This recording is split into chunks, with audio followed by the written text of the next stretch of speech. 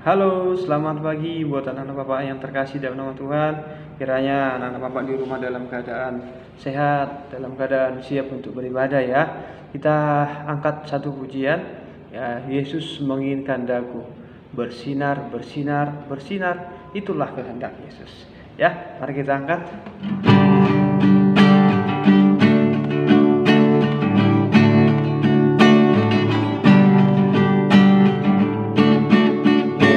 Menginginkan daku bersinar baginya, dimanapun ku berada, ku mengenakannya.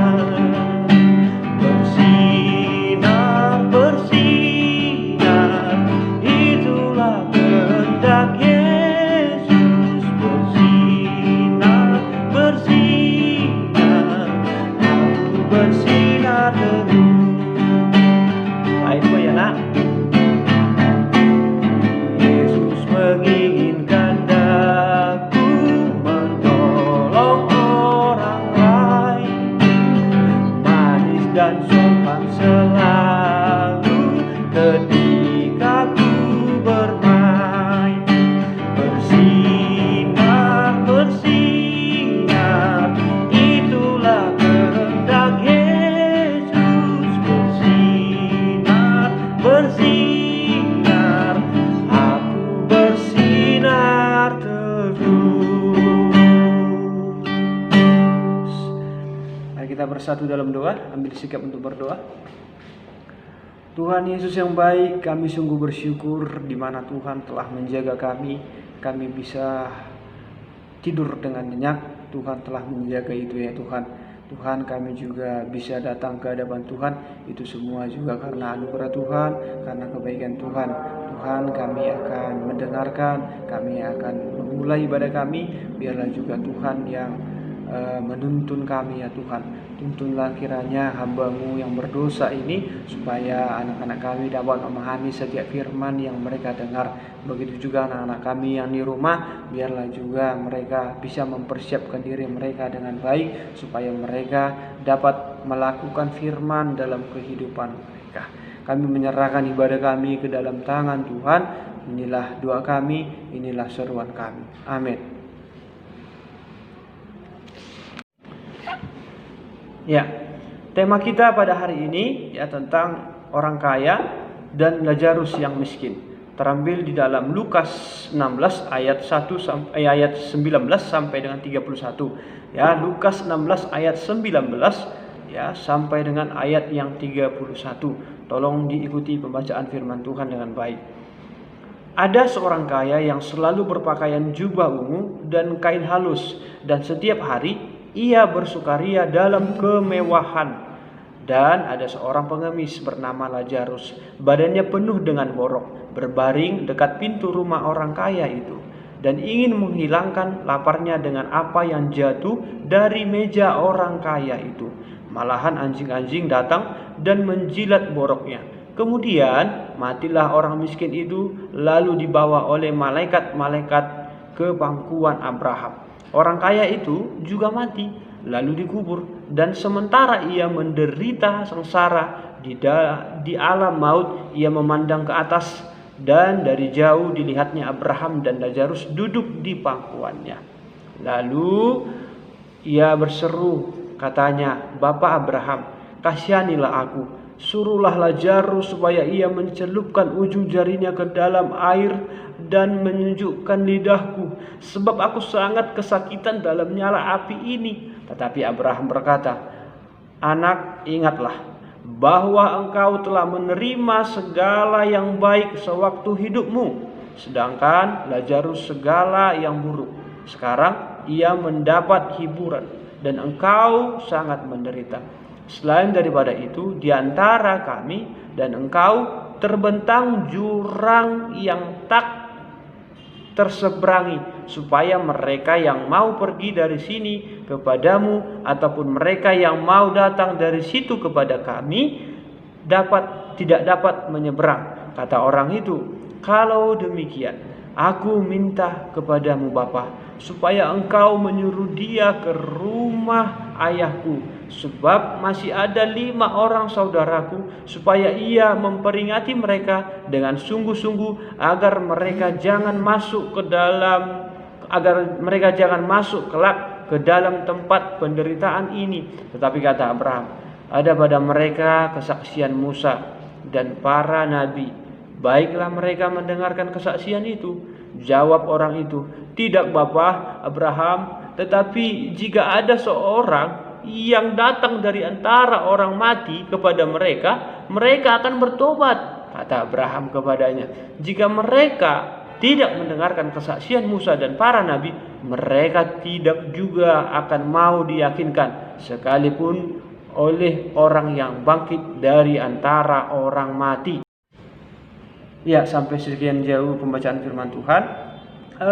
Di bagian ini ada 2 bagian. Yang pertama, itu bagian yang menceritakan tentang kehidupan di dunia.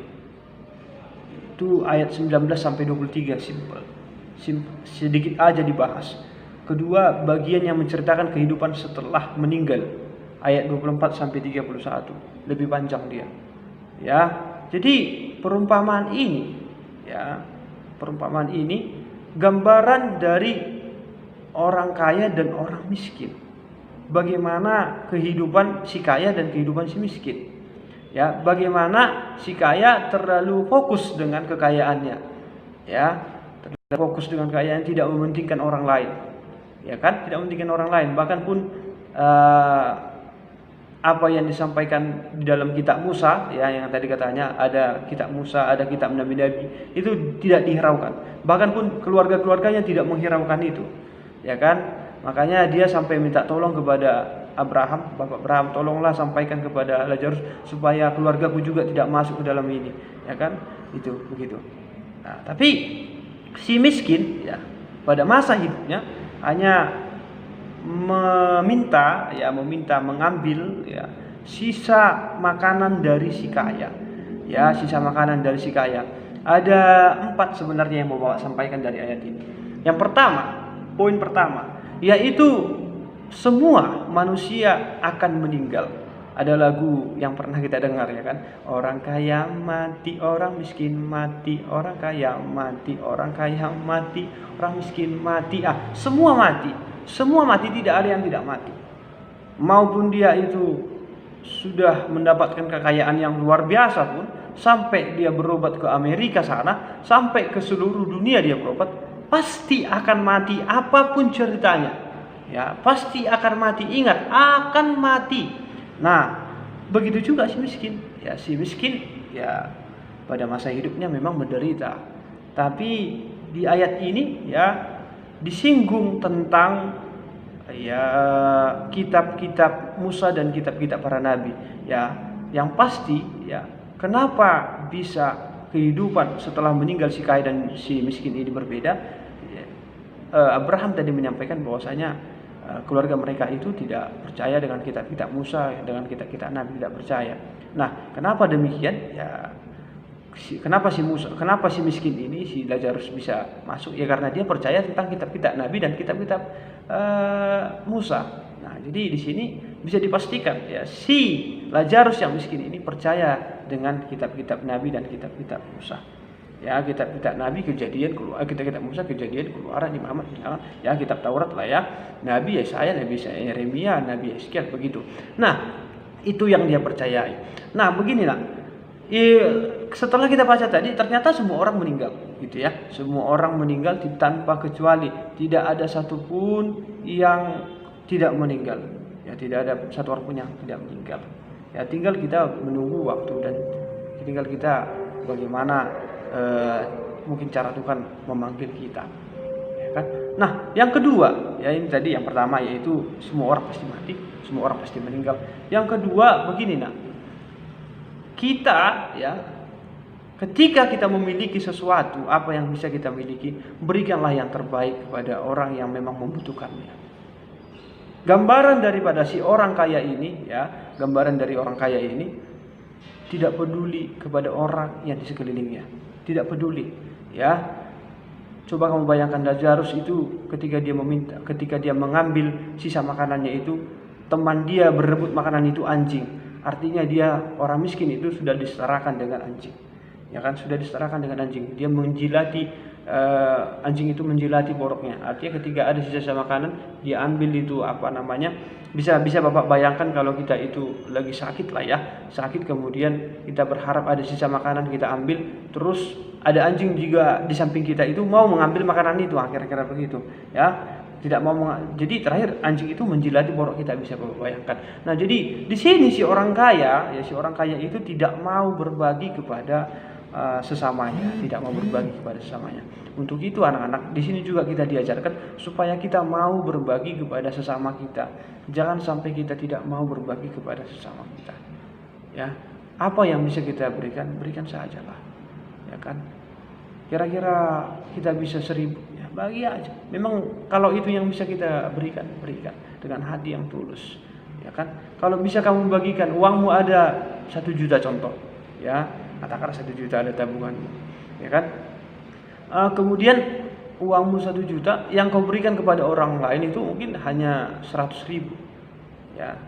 Hanya bisa kau bantu mungkin 100.000 wajar lah Bapak rasa ya. Ya kamu berikan itu cuma 1.000. Nah, ini tidak logika. Ya kan? Ini berarti kebaikan yang menurut Bapak dia katakan, ya ini dari hati saya membagikan kepada orang. Kenapa Pak? Ini yang hati saya tulus. Itu justru bukan tulus, nak. Ya, itu justru hitung-hitungan. Ya, hitung-hitungan namanya. Bukan tulus. Ya kan? Bukan tulus justru. Ya kalau ada uangmu kira-kira 1 juta, ya alangkah baiknya kamu kasih ya minimal 200.000 lah.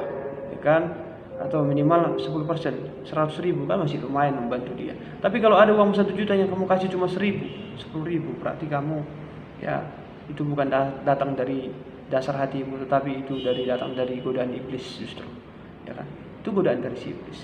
Ya, itu nah. Jadi yang ketiga tadi, yang pertama kita adalah makhluk sosial, kita harus saling berbagi. Yang kedua, yang ketiga itu adalah bagaimana